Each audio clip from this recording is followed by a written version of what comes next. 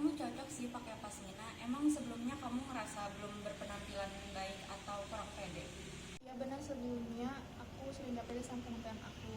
Kalau boleh cerita sedikit, mungkin karena sebelumnya aku sering dapat komentar negatif yang lebih ke pemberian verbal, dan itu juga ke SMP. Kalau sendiri kan SMP itu masa-masa puber yang berpengaruh banget ke kondisi mental kita ke depannya. Iya sih, apalagi masa-masanya SMP itu kita sering cari atensi orang lain gak sih? Jadi penilaian orang lain sekecil apapun bakal berpengaruh ke diri kita. Dilihat dari jawaban kamu, kayaknya kamu tahu banget tentang kepercayaan diri. Kalau boleh tahu, kamu pernah nggak sih ngalamin hal yang sama kayak aku atau jenisnya gitu?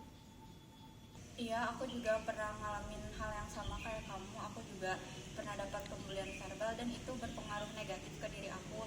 Karena kejadian itu aku jadi gak bisa berekspresi dan selalu mikirin pendapat orang lain tentang aku. Tapi capek nggak sih kalau kita terus dengerin omongan orang lain? Apalagi kita tahu omongan orang lain tuh nggak berkontribusi ke kehidupan kita atau bikin kita jadi tambah lebih baik. Iya bener, capek banget. Kayak hidup kita tuh kayak diawasin sama orang lain yang gak ada pengaruhnya buat diri kita gitu.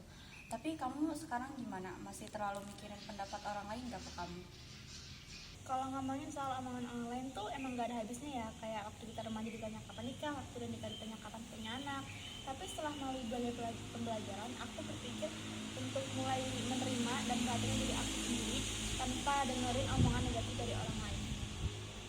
Tapi ngomong-ngomong soal pembelajaran, ada gak sih hal-hal yang memantik kamu buat terus belajar mencintai diri sendiri? Kalau aku mungkin dari konten-konten Instagram sih, beberapa pembelajaran yang aku dapat terutama buat perempuan itu lebih percaya diri, bebas mengekspresikan diri, bebas berpendapat, bebas berpenampilan apa yang kita mau tanpa peduli omongan orang, dan itu ngaruh banget sih ke aku yang sekarang. Iya, banyak banget konten-konten di Instagram atau di media sosial lain yang membahas self-love dengan berbagai topik. Misalnya, cara kita berani tampil di depan umum, cara menerima kekurangan yang ada di dalam diri kita, cara membatasi diri dari lingkungan negatif, terus juga ada cara bersikap bodo amat dengan penilaian negatif dari orang lain, dan masih banyak lagi. Iya sih, bener banget, tapi konten self love tuh sebenarnya ngaruh gak sih ke diri kamu sendiri? Berpengaruh.